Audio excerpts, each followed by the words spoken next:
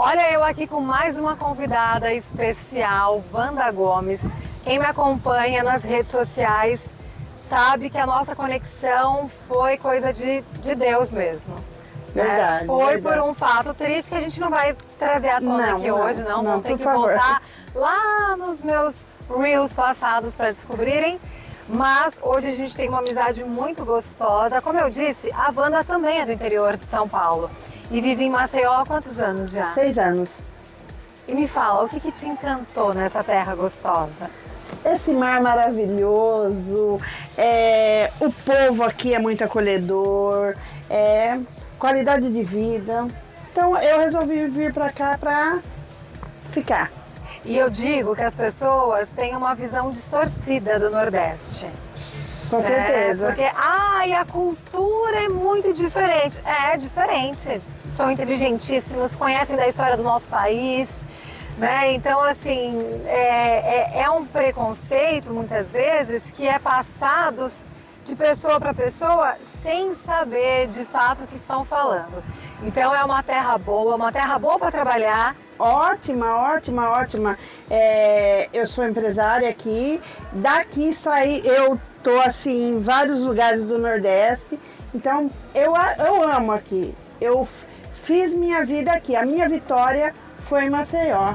E Vandinha já é nordestina. E Vandinha, muito obrigada pelo acolhimento. Foi praticamente a primeira amizade que eu fiz aqui em Maceió e ela me conectou a várias outras pessoas e hoje já posso dizer até que sou conhecida em Maceió. Muito conhecida mesmo. E uma das minhas melhores amigas, onde eu posso contar com tudo. E principalmente nos momentos que eu mais precisei, Dani sempre esteve presente. Ela sabe disso.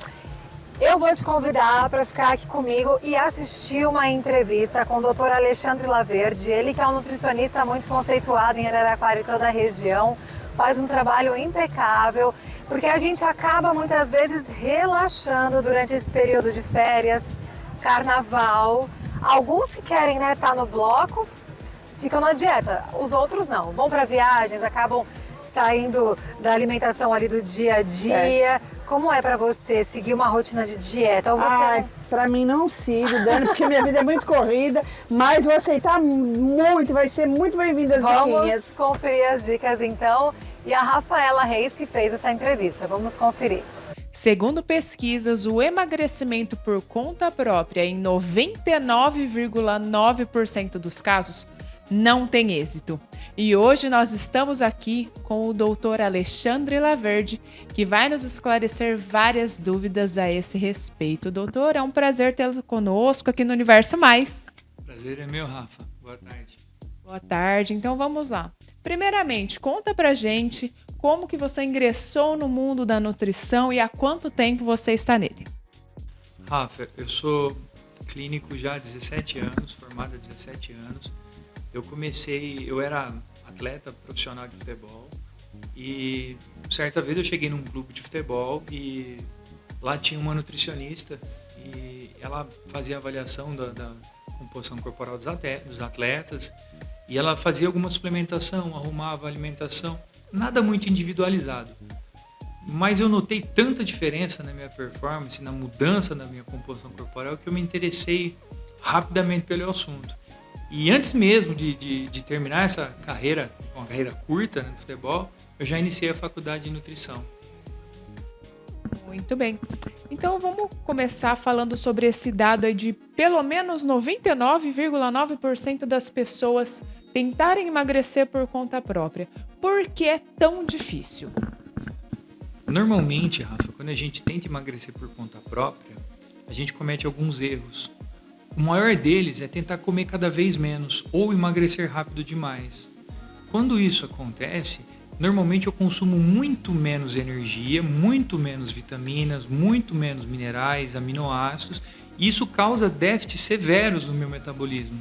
Chega um momento que o meu corpo começa a fazer reserva e ele diminui drasticamente minha taxa metabólica, o funcionamento de alguns hormônios vão descendo, meu nível de testosterona, a mulher, o estrogênio, a progesterona. Extremamente importante para que você tenha um metabolismo ativo é que você ofereça o alimento certo, na hora certa e na quantidade certa. E não se preocupe só com a quantidade de calorias. Normalmente falha porque eu passo fome, porque eu me frustro ou porque eu faço alguma deficiência nutricional. Daqui 2, 3 meses, seu cabelo começa a cair, tua unha começa a quebrar, você vai lá no seu médico, no seu ginecologista e vai falar, você está com anemia. Tudo isso é uma deficiência nutricional. Logo, na sequência, você acaba desistindo da dieta.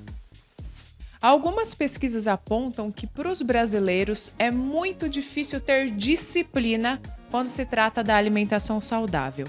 Quão importante é essa disciplina numa reeducação alimentar, numa cultura de alimento saudável?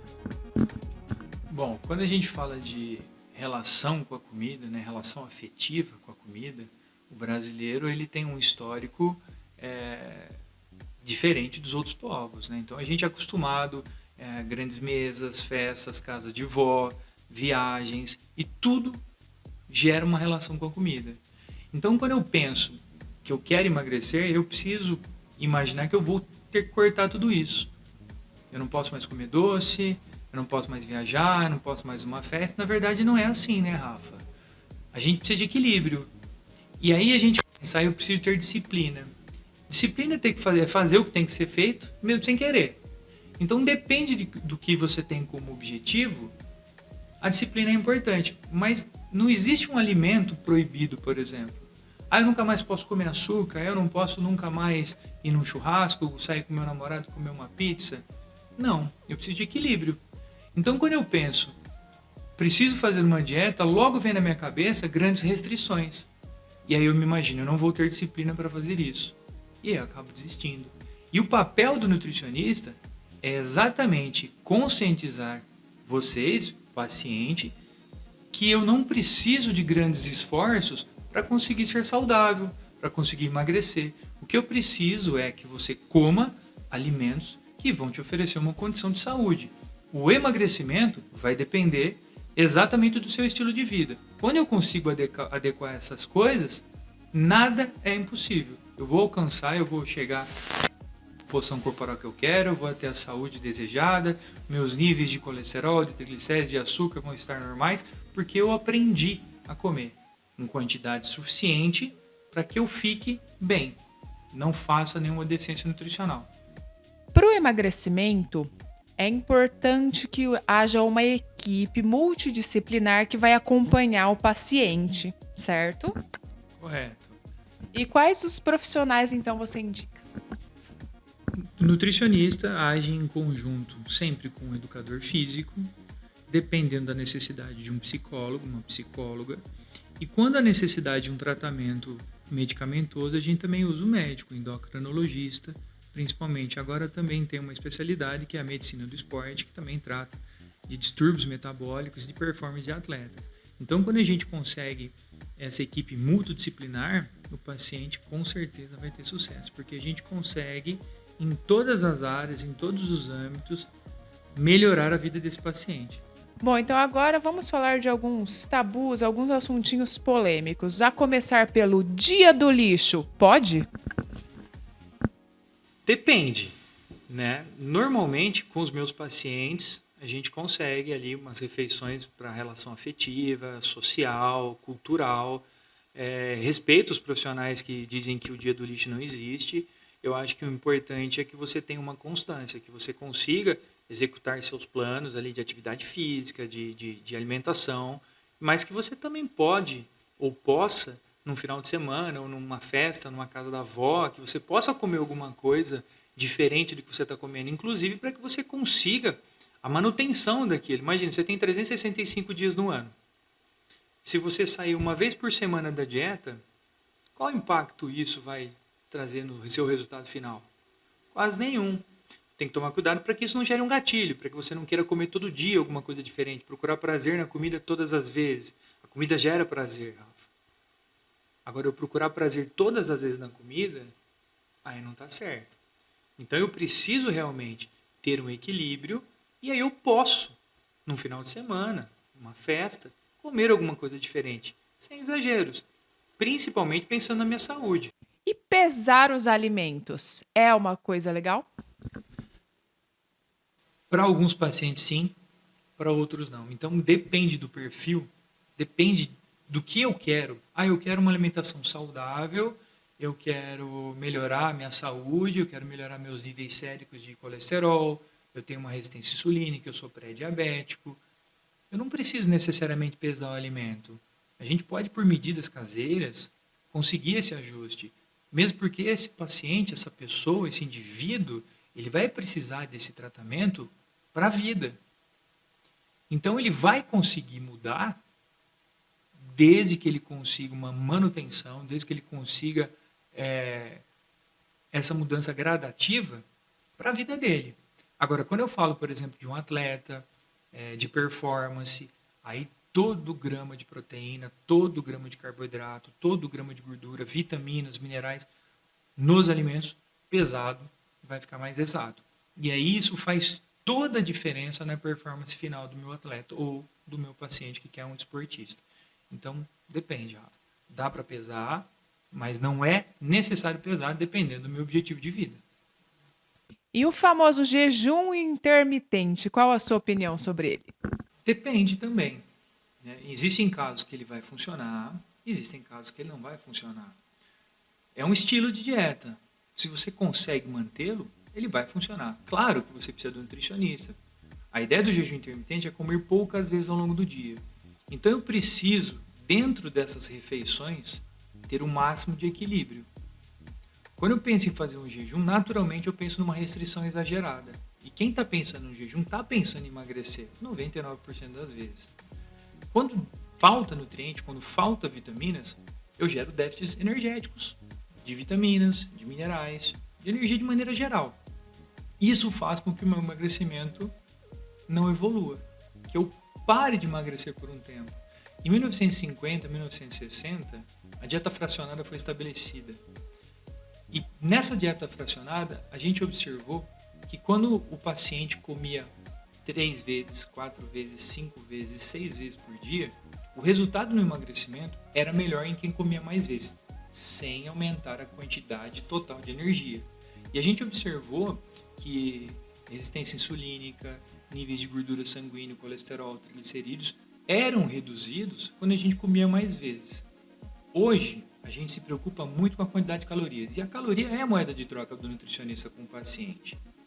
Então, independente se a gente pensa em fazer um jejum ou comer 6 vezes por dia, o importante é que eu tenha equilíbrio e que eu consiga manter esse equilíbrio, que eu consiga sustentar esse estilo de vida. Se eu consigo sustentar esse estilo de vida equilibradamente, ok.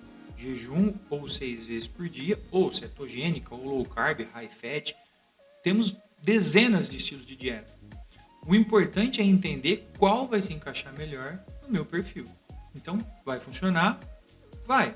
No entanto, eu preciso de uma manutenção, eu preciso de hábito, eu preciso de certa maneira, eu preciso de uma disciplina para que isso aconteça.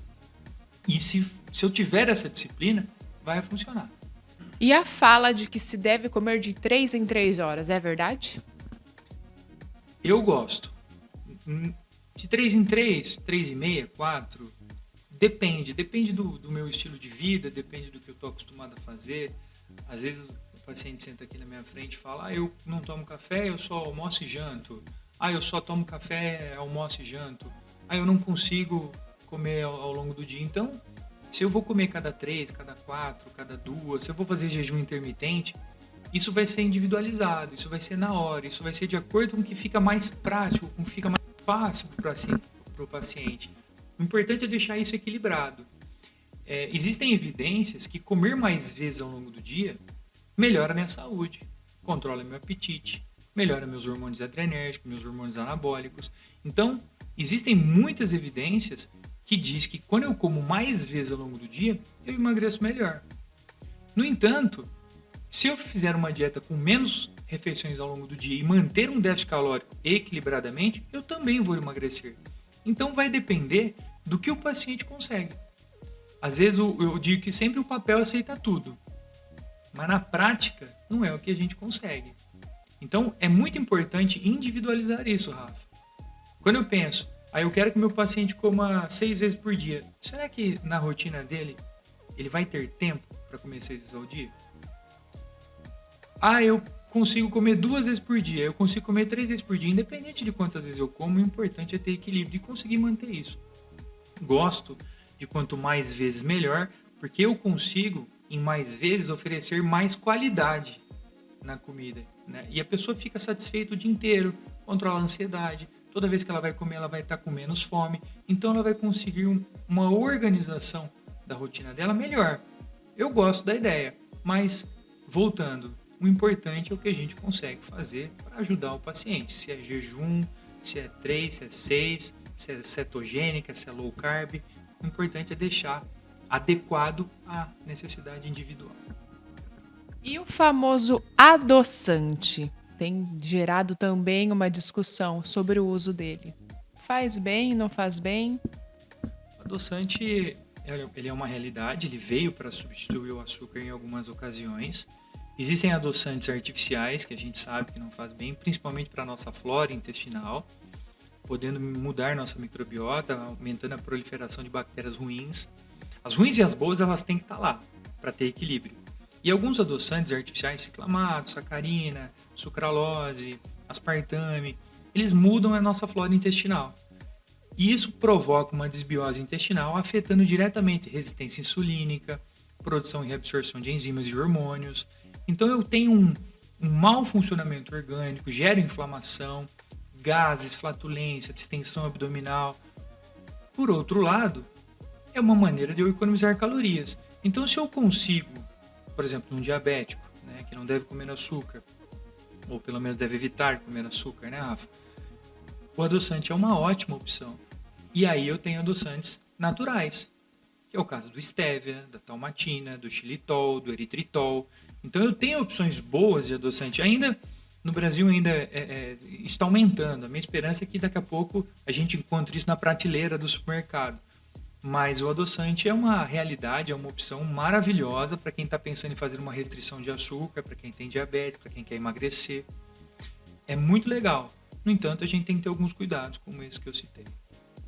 Muito bem, doutor. Agora quem vai fazer a pergunta é a Dani. Pode falar, Dani. Doutor Alexandre Laverde, dicas preciosas, anotadas. Mas eu gostaria de fazer uma pergunta extra. Todos sabem que eu estou gravidinha, com 9 semanas. E eu gostaria de saber se você tem uma dica para as mamães de primeira viagem em relação à alimentação. Oi, Dani, tudo bem? Dani, primeira coisa, né? Não vai na conversa de vó e mãe que tem que comer por 2, tá? A gente precisa, claro, de uma alimentação equilibrada, que te ofereça vitaminas. No começo da gestação a gente tem aí oferecimento de ácido fólico para a formação do tubo neural do bebê. O importante é que você se sinta confortável. O ganho de peso excessivo vai te fazer mal, vai gerar uma glicemia, uma insulina resistência, um aumento da glicemia. Então precisa controlar a ingestão de açúcares, precisa comer mais fibras, seu intestino precisa funcionar. Evite de usar bebidas alcoólicas. Da 12ª semana para frente, seu bebê já começa a sentir o gosto do que você está comendo. Então, se você quiser um bebê, uma criança com hábitos bons, escolha alimentos bons, pelo menos da 12ª semana para frente, Dani. O importante é que você tenha uma gestação feliz, que você curta bastante isso, de maneira saudável, para que você consiga, na hora do seu parto, ter um momento especial, Dani. O doutor Alexandre Laverde, foi um prazer tê-lo aqui conosco. A entrevista realmente foi maravilhosa, muito esclarecedora. Eu sei que todo mundo de casa deve ter anotado. Vai entrar nas redes sociais do doutor para encontrar mais informações. Muito obrigada pela participação. Obrigado, Rafa. Estou à disposição. Muito bem, seguirei essa dica. Rafa, um beijo para você também. E agora eu quero falar de autocuidado. Eu conheci a doutora Cibele Bresciani, que faz um trabalho incrível de massagens terapêuticas, tudo que você imaginar, de massagens variadas, ela realiza no consultório dela. Além disso, ela tem a formação de fisioterapeuta e ela aplica todos os seus conhecimentos, as suas pós-graduações. Doutora Cibele, eu indico aquele carinho na alma que você faz quando recebe a massagem dessa grande profissional. Para quem quer também fazer ventosoterapia, massagem com pedras quentes e por aí vai. Então indico para você, doutora Cibele, e o Instagram, endereço, telefone aí na tela para você. Nós vamos para um breve intervalo e voltamos com muito mais.